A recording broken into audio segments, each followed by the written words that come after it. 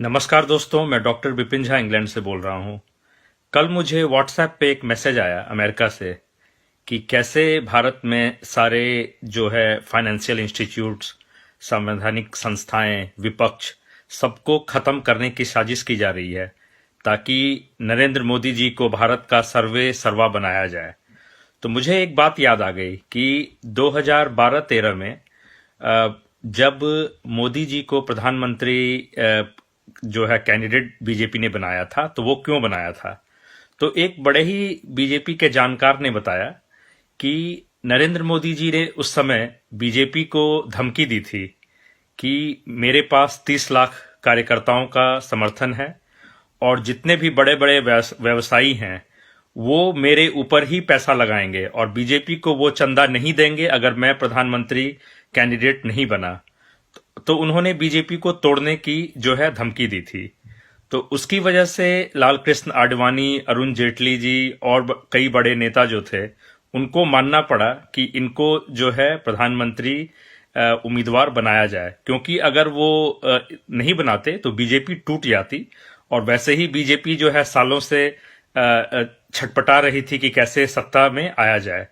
तो वो अन्ना आंदोलन जो एक प्रायोजित था कि कांग्रेस सरकार को बदनाम करने की, उसके बाद जो है जो व्यवसायी जो घराना थे वो मोदी जी के ऊपर इसलिए पैसा लगाना चाहते थे क्योंकि उन्हें पता था कि इनके माध्यम से फिर हम अपना मकसद पूरा कर सकते हैं।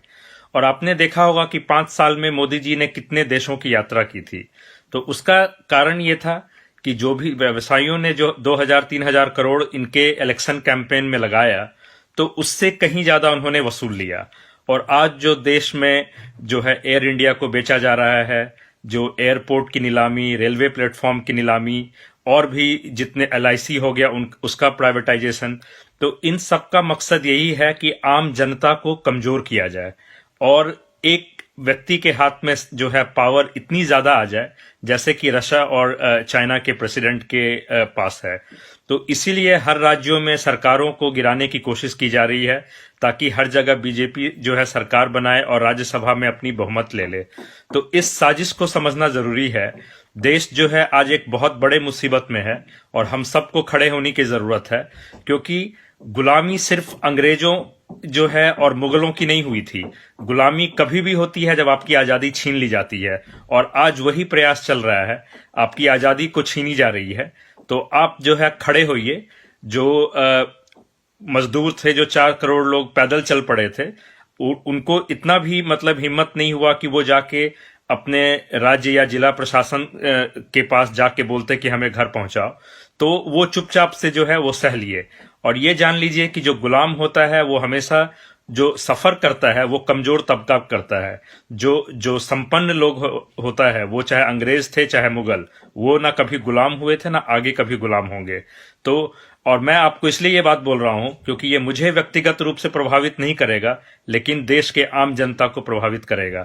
तो इसलिए मैं आपसे बड़ी ही विनम्रता के साथ कहता हूं कि उठिए, खड़े होइए। इन मीडिया और ये जो बीजेपी IT सेल और ये जो पाले हुए भक्त हैं जो सोशल मीडिया पे गाली गलौज करते हैं, सबके खिलाफ जो है खड़े होइए और इन सबको सबक सिखाना है, इन सबको सत्ता से दूर जो है हमें भेजना है। बस इतना ही मैसेज था। जय हिंद।